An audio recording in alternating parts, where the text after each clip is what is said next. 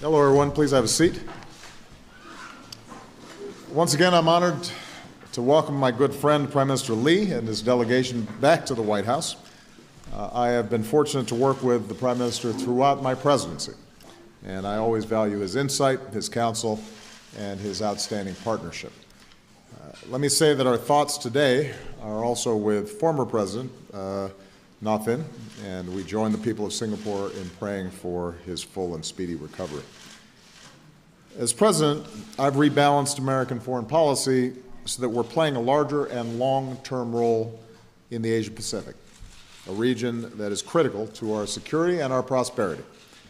And as I said this morning, Singapore has played a vital role in that rebalance.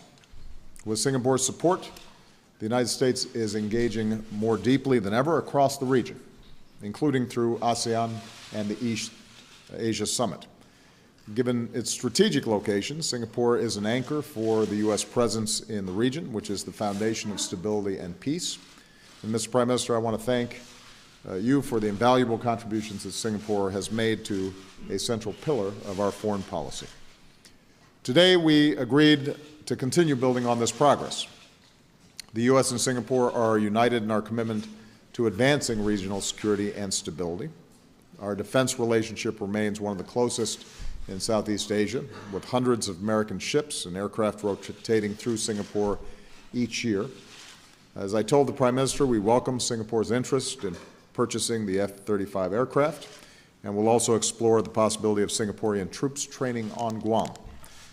At the same time, we'll continue working to strengthen regional institutions like ASEAN, in line with the principles we agreed to at Sunnylands earlier this year.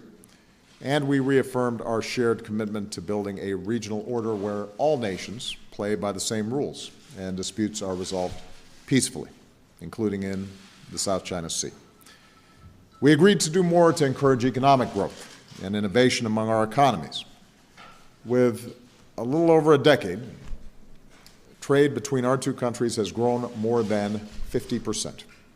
We're collaborating to jumpstart greater digital innovation, including research and development into technology and data to prove and promote smart cities concepts that can improve the daily lives of our citizens. We'll do more to connect our vibrant startup communities so that an engineer in Singapore can collaborate more easily with an entrepreneur in Silicon Valley or Austin, Texas. With respect to trade, it is an issue that stirs great passion.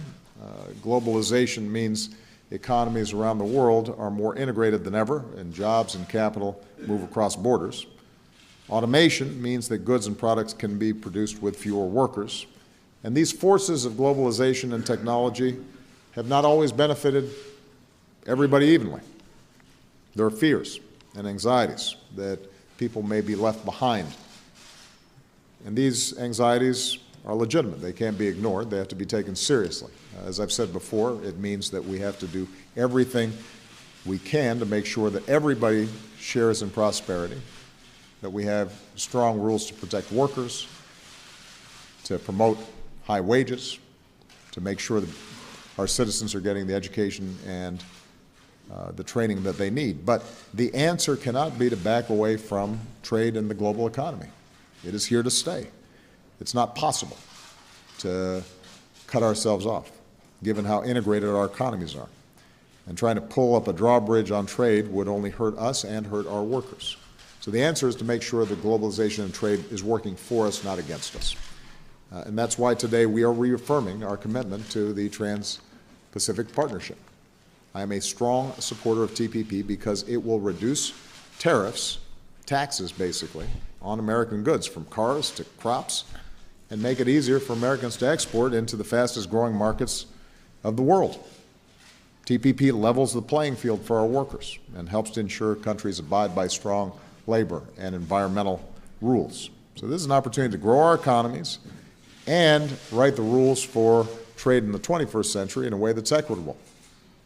It gives us a chance to advance American leadership, reduce economic inequality, and support good-paying jobs, all while strengthening critical strategic relationships in a vital region. So I think not only is TPP important, but the Prime Minister and I agreed that we need to extend our partnership beyond just regional efforts. We have work to do on a global scale. Singapore was the first country in Southeast Asia to join the global coalition to destroy ISIL, and we're grateful that Singapore is making new contributions to this effort by providing valuable medical support to coalition forces. As two nations on the forefront of digital innovation, we recognize the growing threats of cyber attacks, and we're going to continue to work to strengthen cybersecurity and to promote peaceful norms on how nations should operate in cyberspace. Singapore, the Garden City, helped to achieve the Paris Climate Agreement last year, and Mr. Prime Minister, thank you for your commitment to work towards joining the Paris Agreement this year.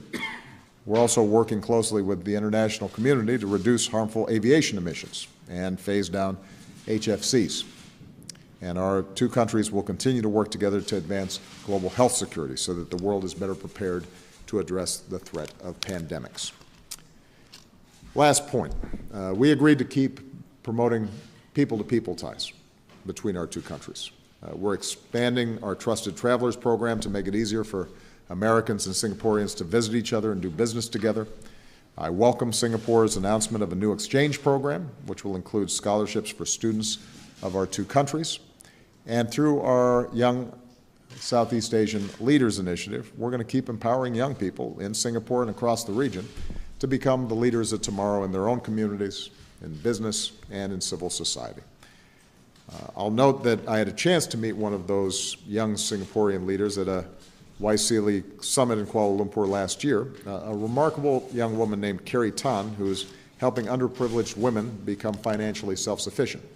And Carrie talked about coming together with young people from across Southeast Asia. She said, "We bonded in our common endeavor to seek to understand and learn from one another in pursuit of our aspirations to a better world." Young people like Carrie give me hope, and Prime Minister Lee, based on our work together, I am confident that Singapore and the United States will continue to advance our shared aspirations for a better world for many years to come. With that, let me turn it over to you, Mr. Prime Minister. Well, thank you, President Obama. President Obama, distinguished guests, I'm very happy to be here on an official visit for the 50th anniversary of our diplomatic relations. I'd like to thank President Obama for his gracious hospitality and for his attention to our bilateral relations, as well as to the wider Asia-Pacific, and specifically also for his good wishes on the condition of our former President, Mr. S.R. Nathan. The President and I had a substantive conversation on a wide range of issues. We affirmed our strong, multifaceted, and long-standing partnership. Our strong economic ties are underpinned by the U.S.-Singapore Free Trade Agreement. Singapore is America's largest trading partner in Southeast Asia, where the U.S. is Singapore's largest foreign direct investor. And many American companies run their regional headquarters in Singapore. And there are many Singapore companies also which are in America. And the relationship deepens year by year. In the defense area, we have robust cooperation under the ambit of the MOU in 1990 and the Strategic Framework Agreement, which we concluded in 2005. Last year, we concluded the Enhanced Defense Cooperation Agreement, which expands cooperation into new areas like humanitarian assistance and disaster relief, cyber defense, and counterterrorism. We are also deepening security cooperation between our agencies in areas like counterterrorism, cybercrime, corruption, transportation security, and illicit trade enforcement, and expanding into new areas like cybersecurity, where our agencies are signing an MOU to work together to protect national security and our economic interests against cyber attacks. We also share an interest in smart cities, so we have discussed how cities can use technology to tackle problems from healthcare to transportation to delivery of public services. And there's a lot of interest from companies on both sides. Underpinning the ties between the two countries are the friendships and the relationships between our peoples. Thousands of American students are studying and working in Singapore. Thousands of Singaporeans are studying and working in America. And last Sunday, I hosted a National Day reception for Singaporeans in our embassy here, and 600 people showed up. It's fitting to mark this special occasion of our 50th anniversary that we are launching a scholarship for Singaporeans and Americans to enable undergraduates to do summer exchanges in each other's country and draw our young people closer together and to get to know each other's societies, cultures, strengths, and opportunities to cooperate together. We've recently implemented a trusted traveler program that will also facilitate travel by Singaporeans to the US. The President and I also discussed the TPP, and just now you heard the President give an eloquent explanation of why it is important to America and also to Asia. It's an integral component of America's rebalance to Asia. Apart from the economic benefits, trade, market access, standard setting, it's also vital from a strategic point of view and a strong signal of the US commitment to continue its deep engagement in the region. We greatly appreciate the efforts of the President and his team to push for the TPP, which grew from a small FTA, which Singapore had started together with Chile, Brunei, and New Zealand, the P4 group. And now the TPP will be a free trade agreement encompassing 40% of the world's population and 1/3 of the world's GDP. We are near the finish line, and we hope that the countries, particularly the US, will be able to ratify the TPP as soon as possible. Finally, the President and I discussed our partnership in tackling global challenges like counterterrorism. It's a problem for all countries. Every day in the newspapers you read of new attacks somewhere, America, Europe, Middle East, closer to home in Indonesia and Malaysia.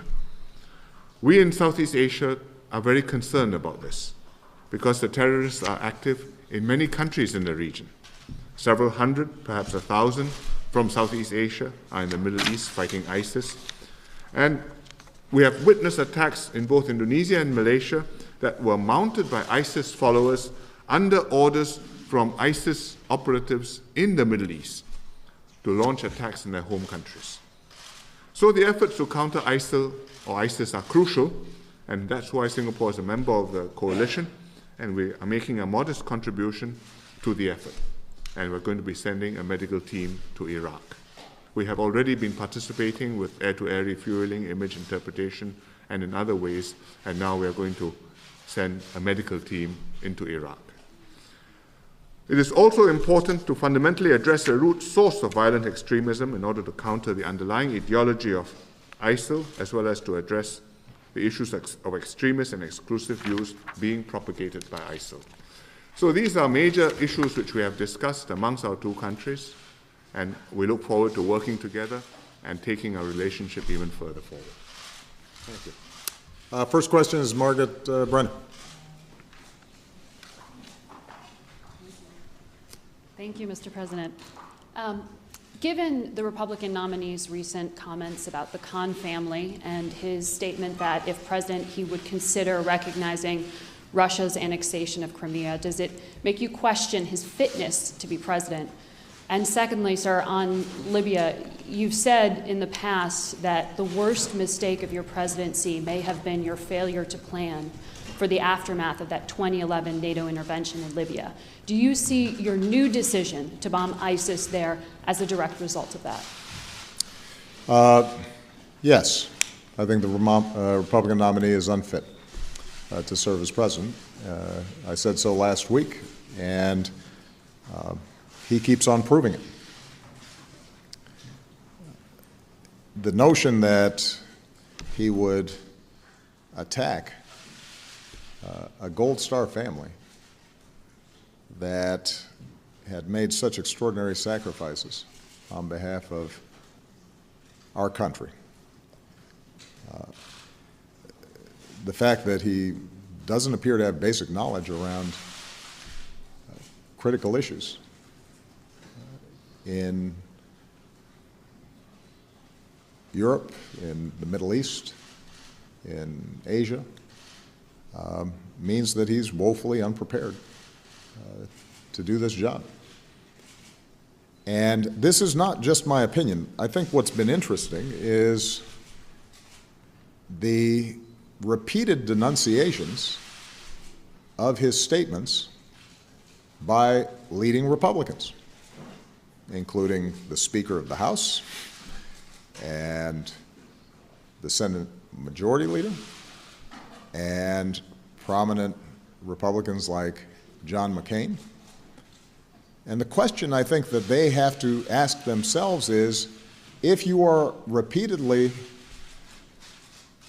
having to say in very strong terms that what he has said is unacceptable, why are you still endorsing him? What does this say about your party that this is your standard bearer?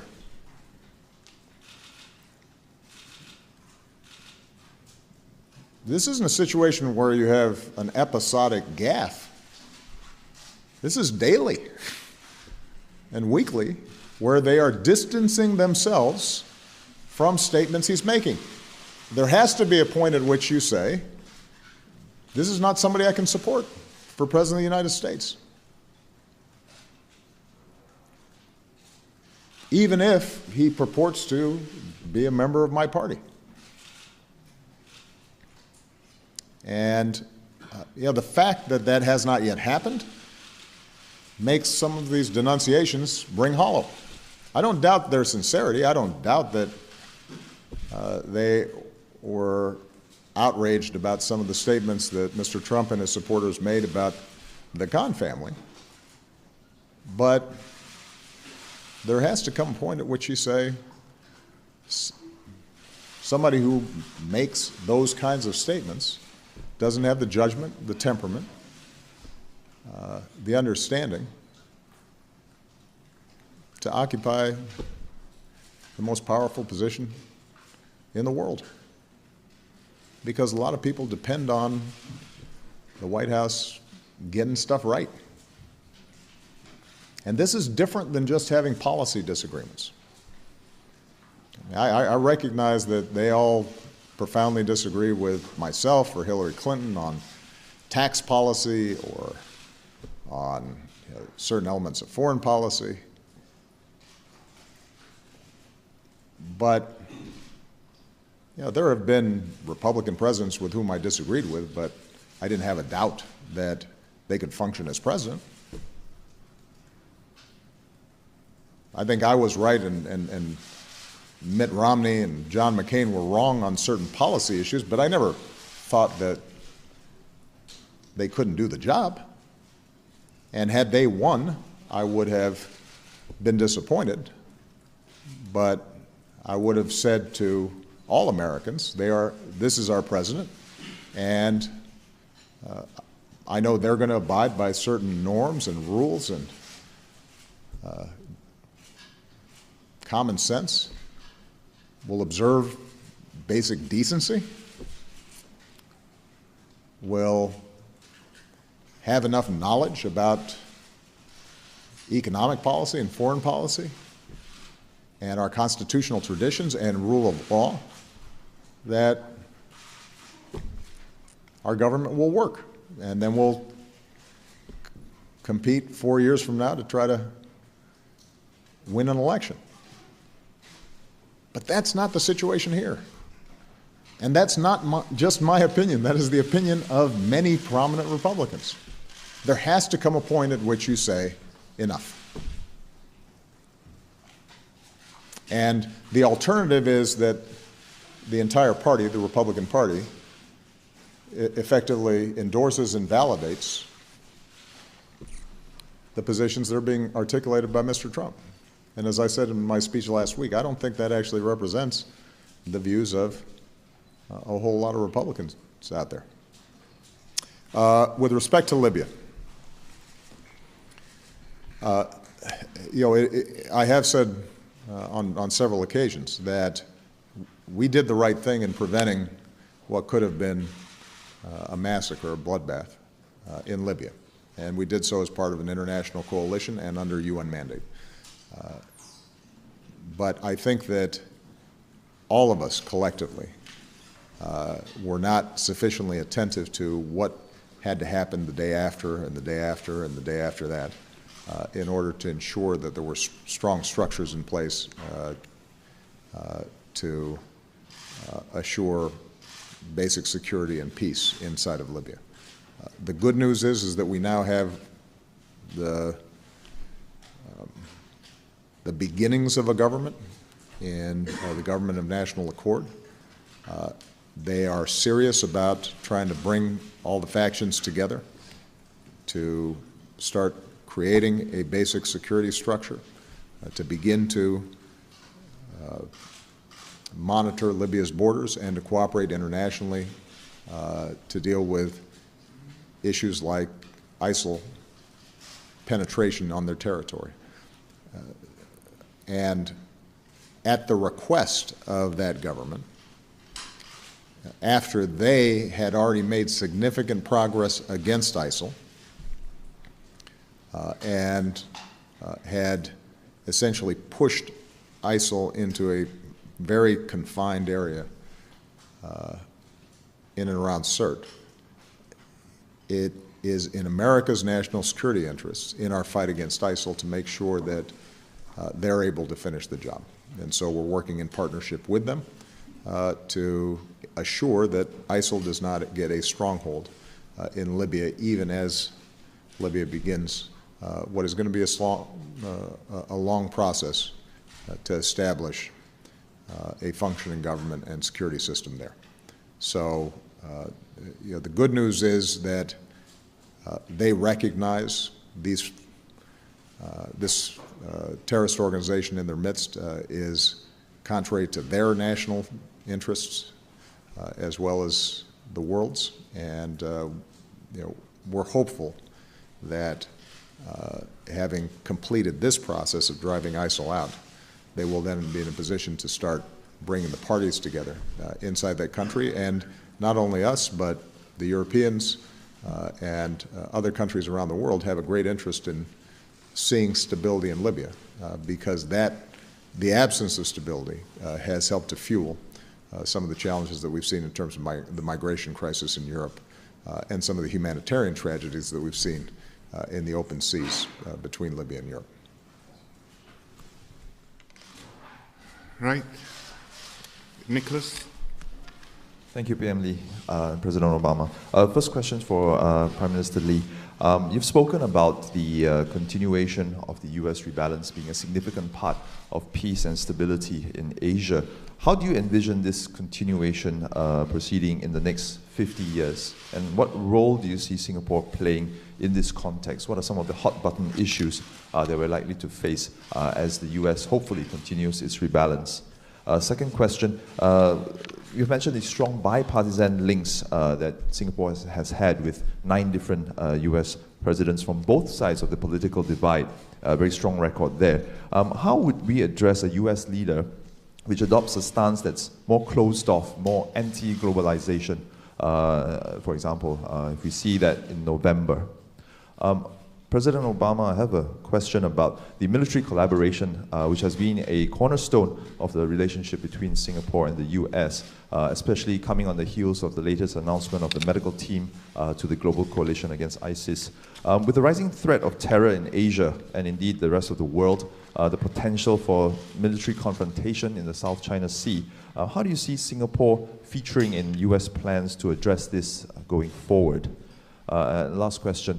4 more years is a phrase that I think you've been hearing a little bit in the past few weeks and months. And while that's not possible, if it were, how would you continue developing relationships with Singapore? What would be your key focus going forward, maybe the next 50 years as well? Thank you. Well, 50 years is a very long time. 50 years ago, nobody imagined what the world would be like today or what Singapore would be like today, and that we would have such a deep and broad relationship and so many things to do together. We would like to build on this for the next 50 years. It depends on how each of our countries does. In Singapore, whether we are able to remain stable, prosperous, open, successful. In America, whether you remain one of the dynamic, vibrant, leading economies in the world, in a world in which there are other powers, other centers of creativity and technology and science and progress, but yet a unique participant with a history of contributing to the world, not just for your own interests, but because you believe that the world should be a better place for all countries. And if America can do that, and if Singapore can maintain our success, then I think there are many opportunities for us to make common cause together. And then the rebalancing which the President has enunciated and executed will sustain and endure for many years to come. It will be a very different world. The countries will grow, other countries will slow down. Demographics will have a big factor to come. I mean, if we look at Japan, the population has been shrinking, and they will have to do something somehow to turn it around. Otherwise, 50 more years of population shrinking, and you have a very small country left in terms of economy, in terms of influence internationally. Singapore, too, has demographic issues. America has a demographic change. The population is not shrinking, but the composition is changing. And in this situation, we have to adjust to a new world, maintaining our position and our ability to compete, and yet knowing that it's not going to be the same as it was in 1946 when America was about half the world's GDP. So, or 1/4 of the world's GDP. So that's the crucial factor over the next 50 years. As for what we do over bipartisan links, if there's a US leader who is more closed off and wants to turn inward, I don't think this is the right forum, or indeed there is any right forum for me to talk about US politics in public at this moment. We will work with whoever is the US administration, whichever party. We've worked with 5 Republican and 4 Democrat administrations. And our experience of American elections, presidential elections, has been that many pressures build up during the election campaign, and after the elections, in a calmer, cooler atmosphere, positions are rethought, state strategies are nuanced, and a certain balance is kept in the direction of the ship of state. It doesn't turn completely upside down. The Americans take pride in having a system with checks and balances, so that it is not so easy to do things, but it's not so easy to completely mess things up. No. And we admire that, and sometimes we depend upon that.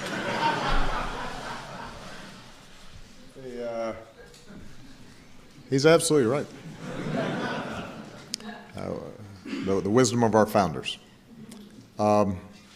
With respect to military cooperation,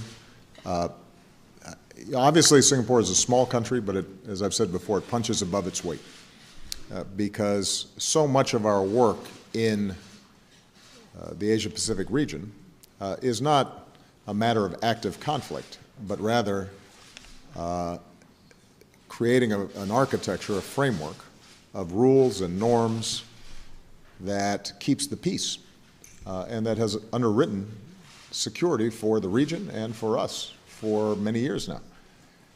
And Singapore is so often the adult in the room, the level head that can help us work with a wide range of countries around certain issues, help diffuse tensions. In many ways, the diplomatic work and collaboration that we do with Singapore is as critical, if not more critical, than the work militarily. But what is also true is the nature of threats today.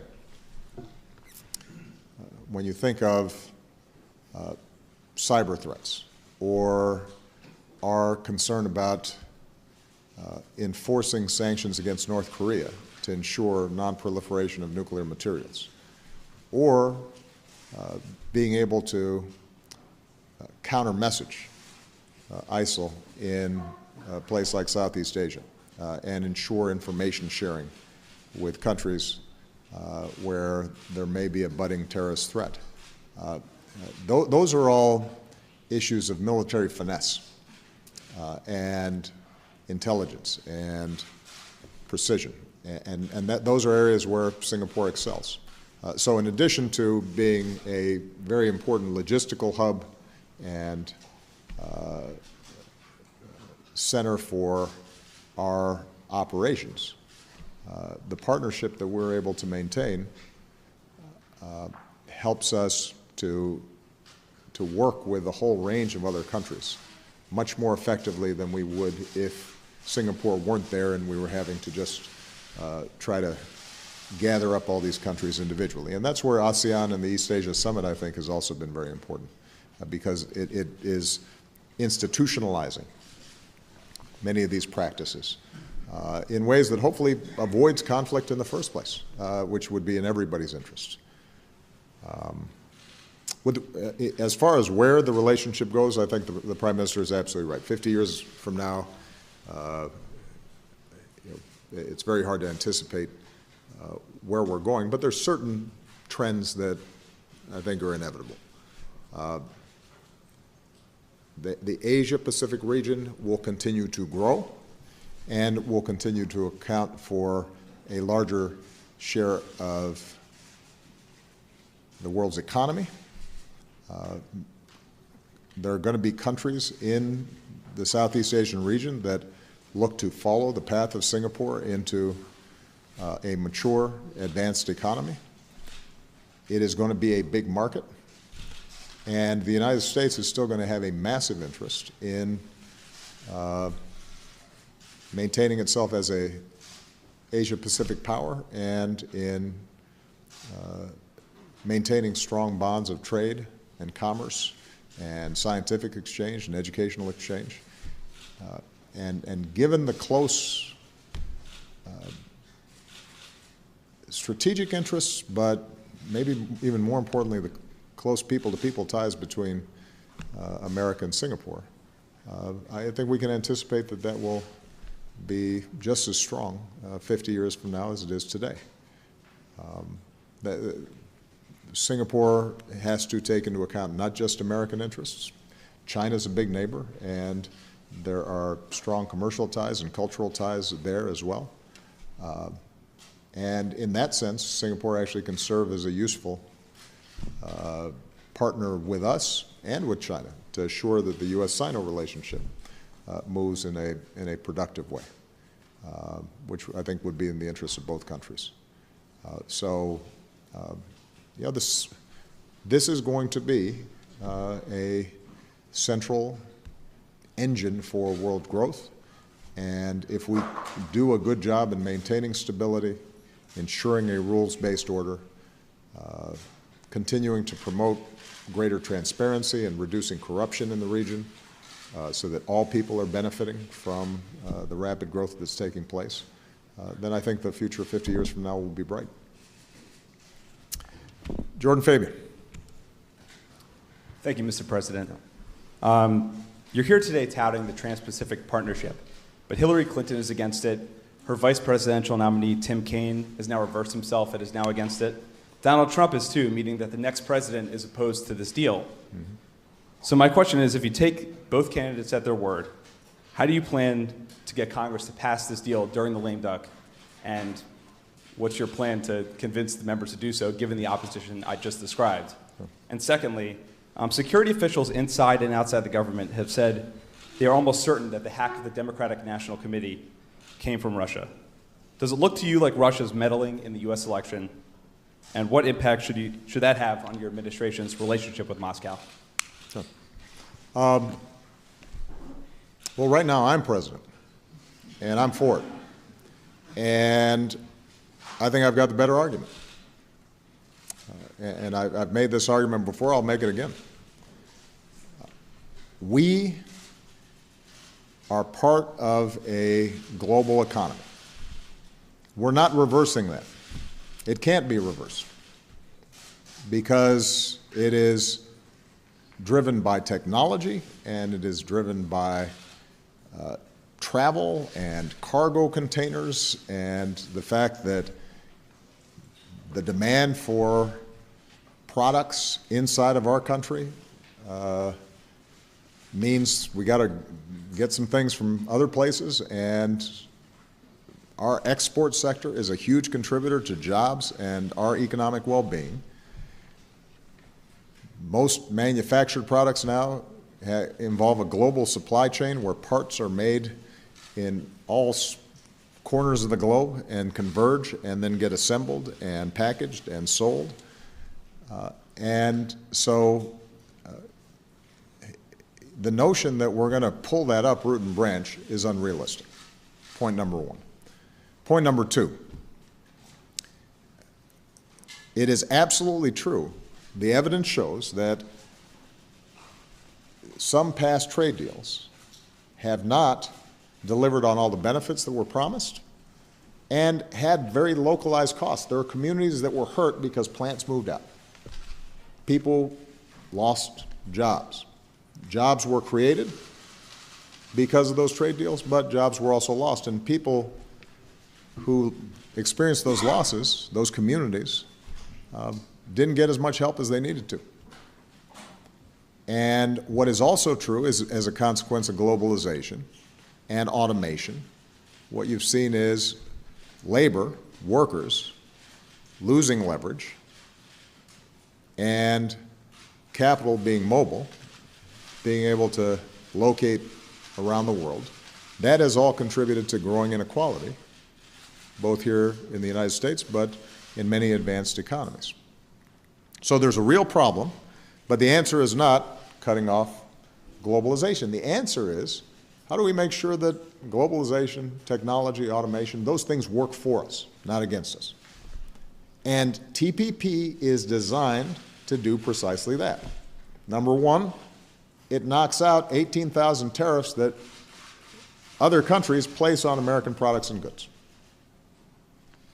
Our economy currently has fewer tariffs, is more open than many of our trading partners. So if everybody agrees that we're going to have lower tariffs, that's good for American businesses and American workers, and we should want that. We should pursue it. Number two, the complaint about previous trade deals was that labor agreements and environmental agreements sounded good, but they weren't enforceable the same way you could complain about tariffs and actually get action to ensure that tariffs were not enforced. Well, TPP actually strengthens labor agreements and environmental agreements, and they are just as enforceable as any other part of the agreement. In fact, people take them so seriously that right now, for example, Vietnam is drafting and presenting unprecedented labor reforms in Vietnam, changing their constitution to recognize worker organizations in Vietnam for the first time. So what we're doing is we're raising standards for workers in those countries, which means it's harder for them to undercut labor standards here in the United States. The same is true for environmental standards. The same is true for things like human trafficking, where we've got a country like Malaysia taking really serious efforts to crack down on human trafficking. Why? Because TPP says you need to. It gives us leverage to promote things that progressives and people here in this country, including labor unions, say they care about. So if you care about preventing abuse of workers, child labor, wildlife trafficking, overfishing, you know, the decimation of forests, all those things are addressed in this agreement. I have not yet heard anybody make an argument that the existing trading rules are better for issues like labor rights and environmental rights than they would be if we got TPP passed. And so I'm going to continue to make this case. And I've got some very close friends, people I admire a lot, but who I just disagree with them. And that's okay.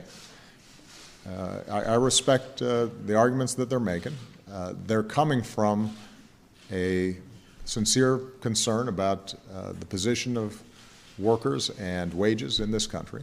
But I think I've got the better argument, and I've got the evidence to support it. And hopefully, after the election is over and the dust settles, there will be more attention to the actual facts behind the deal, and it won't just be a political symbol or a political football. And I will actually sit down with people on both sides, on the right and on the left.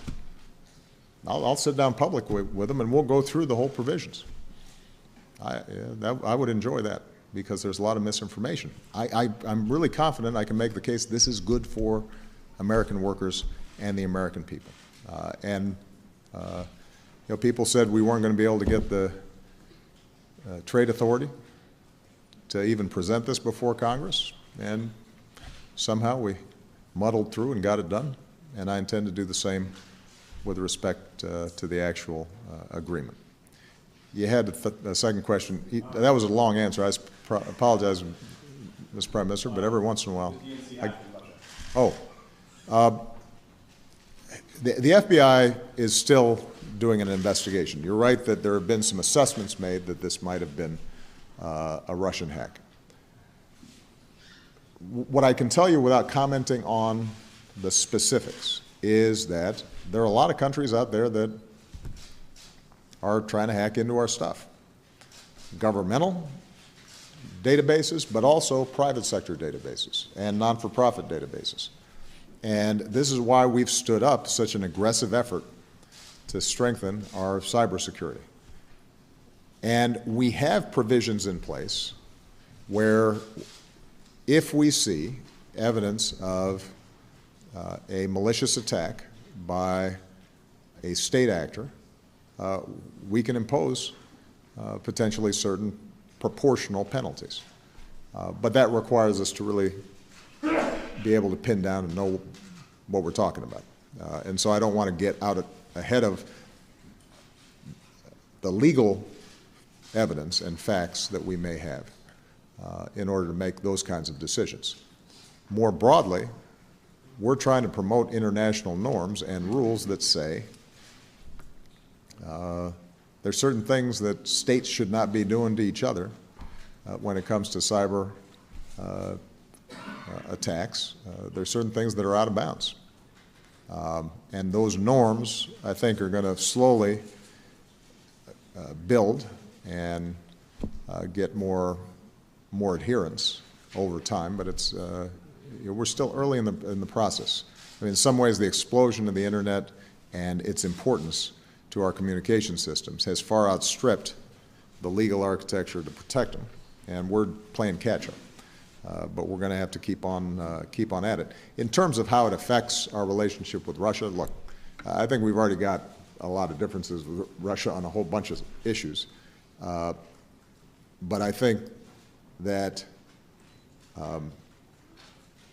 we've been able to try to stay focused on those areas where we still have a common interest, understanding that we have deep disagreements on issues like Ukraine, but perhaps, potentially, we have an interest in bringing an end to violence in Syria. How do we balance those issues? That's pretty standard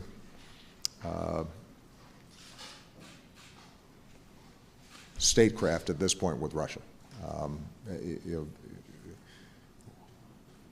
If, in fact, Russia engaged in this activity, it's just one on a long list of issues that me and Mr. Putin talk about, and that I've got a real problem with.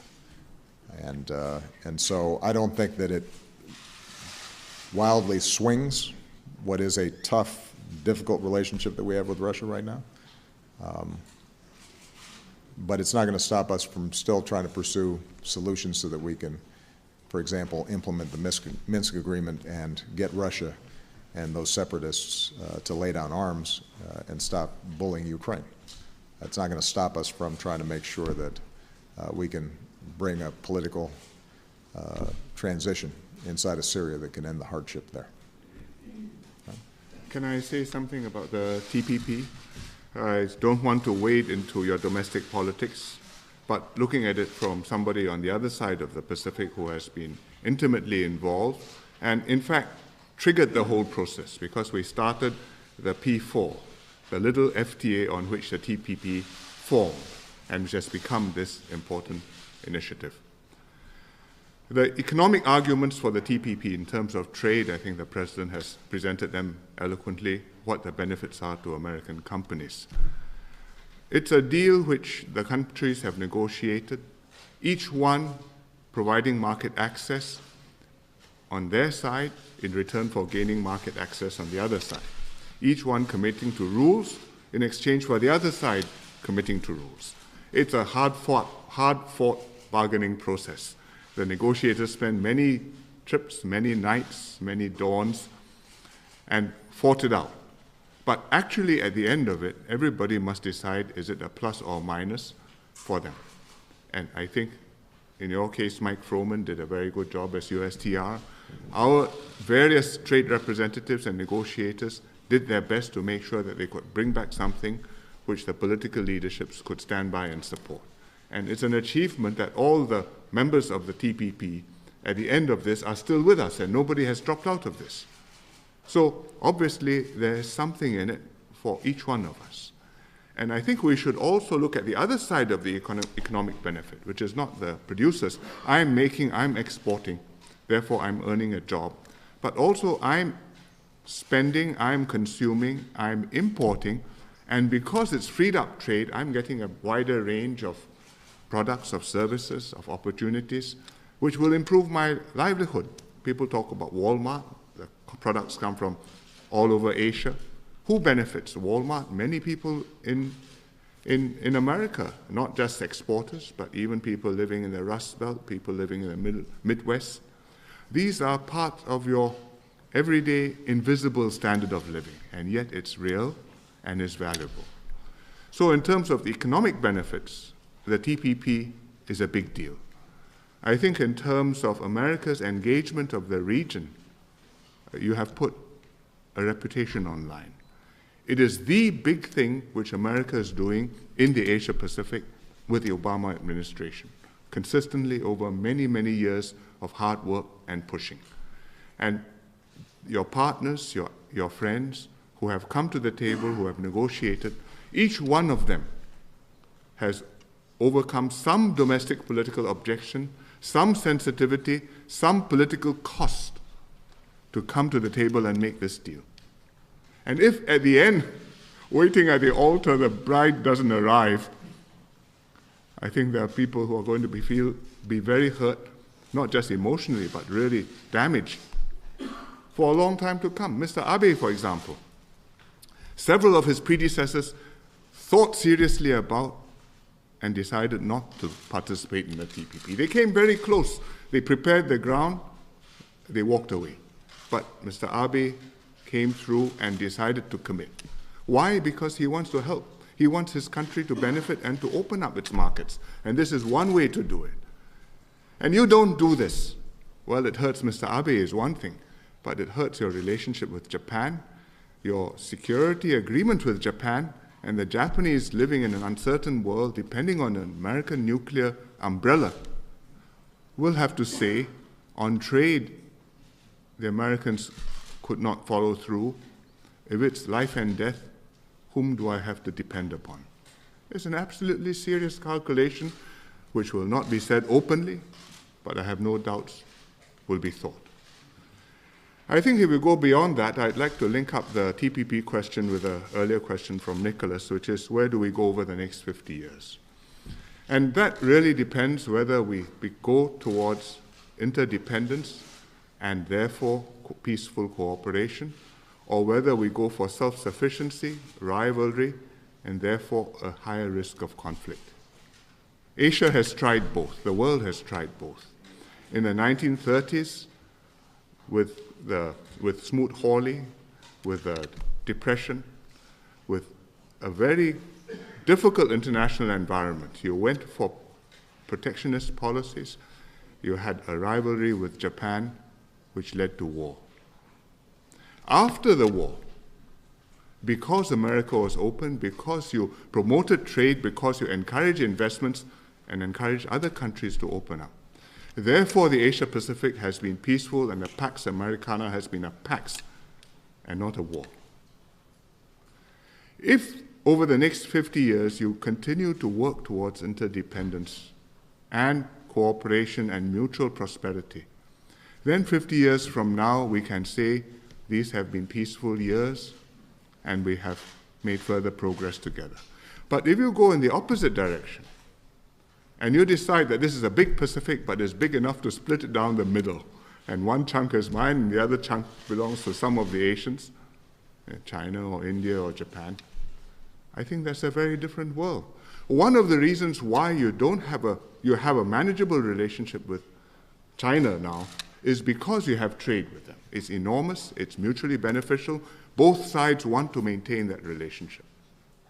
If you didn't, it would be like the Soviet Union during the Cold War, when you had negligible trade, and well, you still had to find ways to work together, but it's much harder. The TPP doesn't include China, although some people think it does, but the TPP points the direction towards the world, towards your whole orientation of your society, and if you set the wrong direction, maybe in the next 50 years sometime you will turn around, but it will cost you many years and the world will have to pay quite a high price.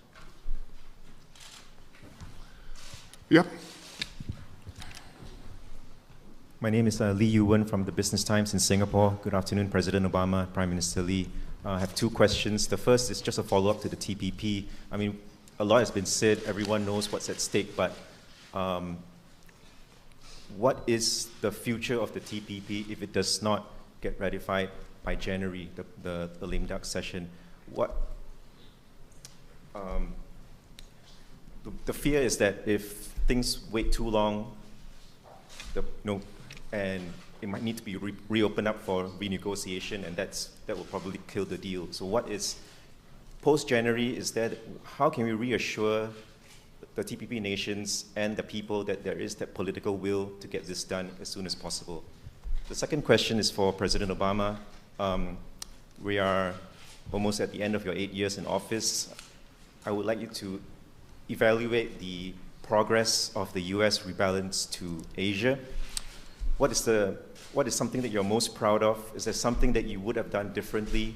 And what is your message to your successor, whoever he or she may be, to continue to engage Singapore, Southeast Asia, and the rest of the Asia Pacific? Thank you. Well, with respect to TPP, I thought that Prime Minister Lee's points were right on target. And this is an economic agreement, but what we've learned in history is that you can't separate out economic interests and issues and security issues and interests. And the Prime Minister is absolutely right. We have benefited from enormous peace and prosperity around the world. An unprecedented period where the great powers were not engaged in conflict, in part because of growing interdependence. If you think about those parts of the world where we still see conflict, where we still see high levels of violence, they're typically places that are less integrated into the world economy. And there's a reason for that. So I think there is a powerful economic case, just a basic bread and butter case to be made about why this is good for American workers and good for American exports and ultimately good for American wages if it's structured properly. But I also think that there is a strong security component to this. And what I also think is important is for people to recognize that the alternative is not TPP or some imaginary circumstance in which suddenly we're able to sell goods around the world wherever we want, but nobody's able to sell goods to us, where we can operate anywhere around the world under fair rules, but they can't operate here in that fashion. That's not, whatever is being imagined as the alternative is not the alternative. The alternative is what we have today, a situation in which we don't have as many protections around labor and environmental issues as we'd like. A situation in which there are countries like Japan that sell a lot of goods here, but that keep pretty restricted access for U.S. companies and U.S. workers to their markets. And Prime Minister Lee is right that Prime Minister Abe of Japan, for example, has taken some significant risks because he knows that he needs to make his economy more competitive. And as a consequence is willing to open up access that we haven't seen in the past. And that's a big market. Still one of the top 3 economies in the world. So the last point I'd make around this is China. As Prime Minister Lee mentioned, China is not a part of TPP. But if we don't establish strong rules, norms, for how trade and commerce are conducted in the Asia-Pacific region, then China will. I mean, China's already engaging all the countries in the region around its own version of trade agreements. And they're sure not worried about labor standards or environmental standards or human trafficking or anti-corruption measures. So you get a low standard, lowest common denominator trade deal, and if America isn't creating high standards, then China's rules will govern in the fastest growing part of the world. That's bad for us economically, but it's also bad for security interests. It's also bad for the interest in promoting norms against child labor or against human trafficking or making sure that everybody's working harder to raise conservation standards. And that's the alternative. That's the option. So I think it is very important for us to get this done. In terms of assurances, nothing in life is certain. But we got a pretty good track record of getting stuff done when I think it's important. And I will say this, that this actually is not just a Obama administration initiative. This concept began in a Republican administration. We pushed it through. We made it happen. We made sure that the things that I care about in terms of labor and environmental standards were incorporated into it, but historically this has had strong bipartisan support. So the bottom line is we'll go out there and we're going to make those arguments, and ultimately I think we're going to be successful. In terms of my rebalance legacy,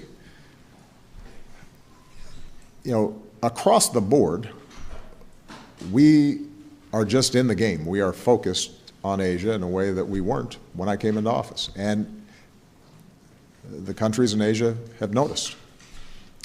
Our alliances are stronger. Our security arrangements are deeper, whether in Australia or the Philippines or Singapore. Our defense budgets reflect our commitment to things like maritime security in the region. The continuing efforts around building the East Asia Summit architecture means that there's the kind of day-to-day interaction around a whole range of issues, whether it's disaster relief or public health issues or counterterrorism. There's consultations that are taking place today that were not taking place 8 years ago.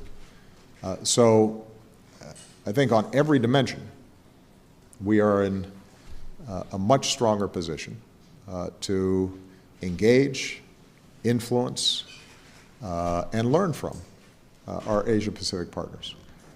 The thing I probably enjoy most has been our Young Southeast Asian Leaders Program, just because whenever I meet with the young people from ASEAN countries, I am inspired.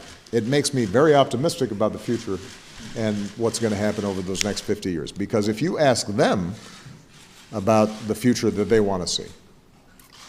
They are very much committed to an interdependent world, a world in which people are learning and exchanging ideas and engaged in scientific and educational exchange, and a world in which people's different cultures and backgrounds are a source of strength and cooperation as opposed to conflict and fear.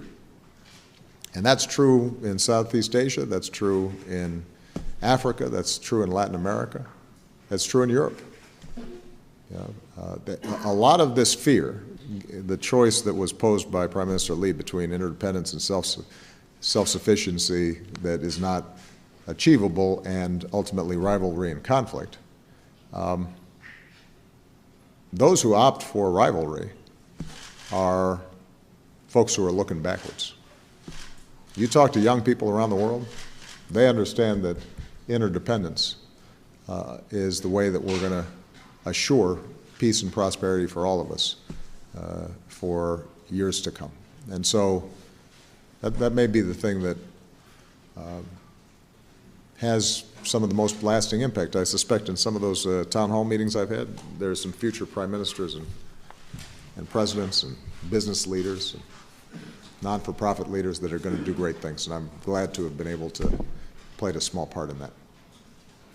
Thank you. Thank you very much, President. Thank you.